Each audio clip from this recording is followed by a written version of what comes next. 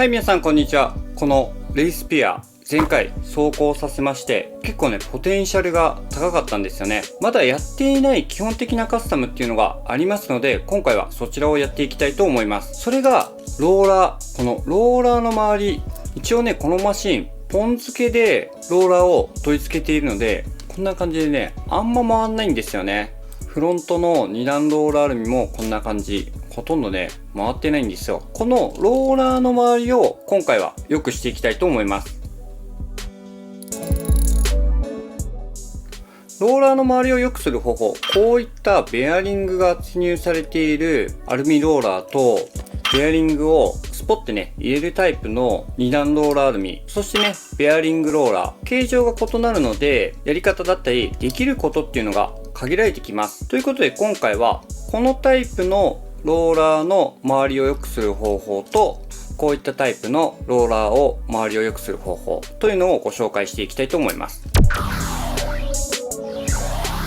まずはこちらのベアリングが圧入されているアルミローラーですね。これの周りを良くする方法なんですが、今ねここはねまだ回るかなっていうところ、ここもねそんな感じ。この2つはね結構回らないんですよ。特にここ回らないですね。取り外しが簡単なこのローラーの周りっていうのを今回良くしていきたいと思います。現状はこんな感じ。まずやることはこの中に入っているベアリングを取り外します。これは専用の工具がありまして、こういったベアリングチェンジャーですよね。これはね Amazon で比較的安く手に入るものです。こちらはポテンシャルレーシングさんのベアリングチェンジャー。ベアリングをね外すだけだったらねどっちも変わらないです。入れる方法がねポテンシャルさんの方がちょっとね工夫されていて、しっかり入るような工具になっています。外し方は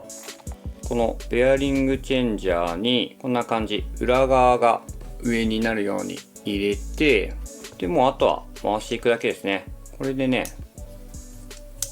簡単に外れます。こんな感じで。次はこのベアリングが入っていたこの部分、ここの穴を少し大きくする内圧抜きっていうカスタムをしていきます。これに関しては僕も以前違う動画でご紹介しているので、そちらも合わせて見ていただけたらなと思います。やり方はねいろんな方法あるんですが、一番お手軽な方法はこういった紙やすりと、これ持ち手を交換してるんですけど、タミヤのドライバーです。ここに巻きつけて中をぐりぐりと削っていく方法、これが一番お手軽な方法ですね。それ以外だと僕はねこういった Amazon でね500〜600円ぐらいで売っている 5mm のリーマー、これを中に入れて回して削っていく方法。このリーマーに関してはミニ四駆のツールとして専用のものありますので、そちらを使うのも全然ありだと思います。今回はねやっぱりビギナーさん向けにやっているので、一番お手軽な紙やすりを使ってやっていきたいと思います。それで手元にあったのが800番の紙やすりしかなかったんで、とりあえずねこれでやっていこうと思うんですが、これでねすごい時間がかかるようだったら番手のね低い粗い紙やすりに変えて皆さんはやっていただけたらなと思います。ということで準備の方したいと思います。はい、こんな感じで紙やすりを巻きつけてみました。このね下の部分はちょっとマルチテープで取れないように貼ってあります。これを入れて、あとはねグリグリやっていくだけですよね、ひたすら。この時にね紙やすりがねきつすぎると今度ね入らないですし、緩すぎるとあんま削れなくなってしまうので、ぴったりからちょっと緩いぐらいですかね。少しねこんな感じで動くぐらい、これぐらいの太さに巻きつけていただければなと思います。ではねちょっと中をね削って内圧抜きの方したいと思います。ベアリングの内側が削り終わりました。こんな感じですね。ちょっと削れてるのがわかるといいんですけれども、こっちのねヤスリの方はこんな感じでテカテカになっています。結構ね800番はね大変でしたけど、削りすぎないということで調整はねしやすいかなと思います。で削れ具合なんですが、どれぐらいをね目安に削ったらいいのかというのは、僕はねだいたい手でベアリングをこうやって押し込んでこんな感じですね、1ミリないぐらいベアリングが出る感じまで削っていきます。ここから手でグッと押すとね、少し入るような具合ですね。この辺のね、さじ加減ちょっと難しいんですけれども、何個かやって感覚をつかんでいただけたらなと思います。で、ベアリング自体はまだ脱脂とかオイルアップしていない状態。この状態でさっきとね、どれぐらい周りが変わるのか見てみたいと思います。こんな感じです。結構回るようになりましたよね。この弾くさじ加減でもちょっと変わってくるんですが、軽く回してもこんぐらい回るんで、内圧抜きする前よりは間違いなく回るようになっています。今度はベアリングの脱脂をしていきたいと思います。一度ね、取り付けたのを外してやっていきたいと思います。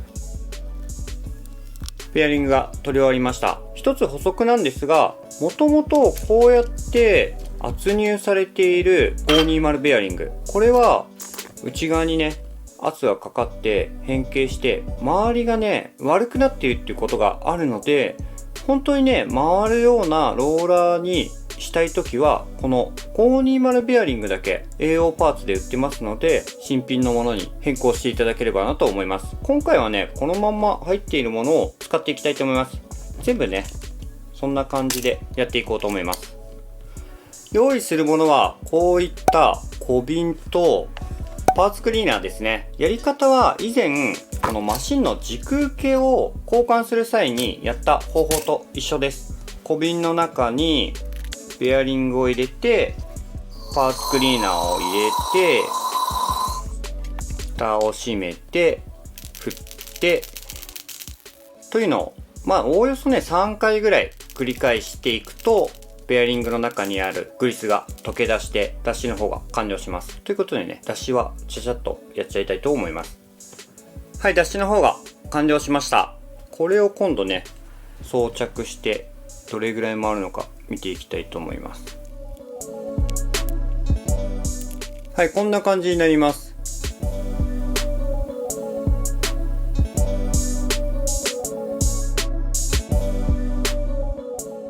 軽く回しただけでもここまでね、変わるんですよね。ベアリングの脱脂だけしてここまで回るというよりは、内圧抜きして脱脂をしたからここまで周りが良くなったということになります。ちょっとね、めんどくさいなって思う部分もあるんですが、ここまでのね、差が出てしまうと、やっぱりね、マシンの走りにだいぶね、影響してくると思いますので、チャレンジしてみてはいかがでしょうか。次は脱脂したベアリングにオイルをさしていきたいと思います。僕が使っているのは、ゆとりレーシングさんのナンバー003のベアリングオイル。こちらをね、愛用しています。これ以外にもいろんなところから出ているんですが、どれもね、ちょっとビギナーさんだと手に入りにくいこともあるかなと思います。ミニ四駆の専門店だったり、模型店さん、そういったところに扱っていることが多いので、手に入れていただければなと思います。またね、12月にタミヤからミニ四駆専用のベアリングオイルっていうのが発売されますので、それが出ればね、それが一番入手性が高いと思います。で、ベアリングに、だいたいね、1滴ぐらい中に入れるんですよね、こんな感じで。僕はね、一応裏表から少しずつ入れます。入れたらちょっとね、回してなじませます。そうするとこんな感じですね。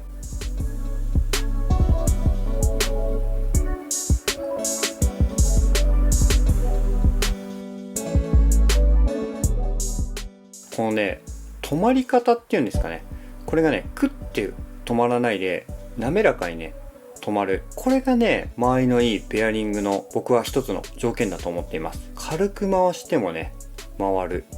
もう強く回したらね、どんぐらい回るんですかね。ちょっとやってみますか。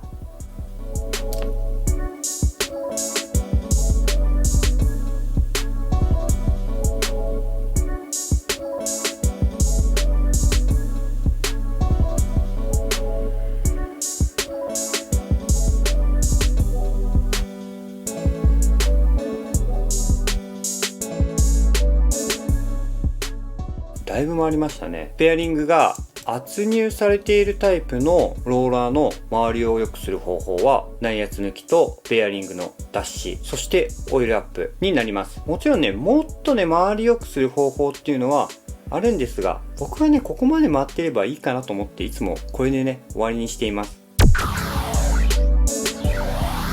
次は2段ローラーアルミとベアリングローラー、こちらの周りを良くしていきたいと思います。先ほど内圧抜きとかをしたこの圧入しているタイプと違ってやれることが限られています。できるのはベアリングのダッシュとオイルアップのみということでね、サクッとやっちゃいたいと思います。現状はねこんな感じ、もうほぼほぼ回らないです。こっち側のベアリングローラーもまあ分かりづらいんですが、ほぼほぼね回ってないです。これがねどう変わるのか見ていきたいと思います。ローラーの方をまずは外してみました。2段ローラーアルミは内圧抜きをしなくてもそもそもねこのベアリングがスポッて入るんですね。いわゆるね圧がベアリングにかかってないんですよ。なので内圧抜きをしなくても大丈夫ということになります。ベアリングローラーに関してはねもうまんまなんでね圧がかかっていないので、この2つに関してはダッシュとオイルアップのみでね結構ね周りは良くなると思います。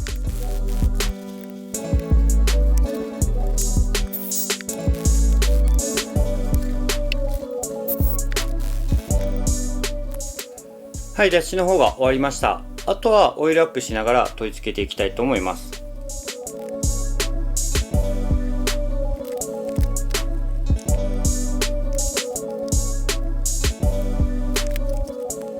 取り付けながらオイルアップの方が終わりました。こんな感じですね。軽く回してももうね周り全然違うのがわかると思います。ベアリングローラーの方もまあこんな感じ。あんまベアリングローラー周り良くなんなかったですね。全くね回らないのから回るかなぐらいになった程度ですね、ベアリングローラーの方は。ただ2段ローラーアルミはだいぶ変わったと思います。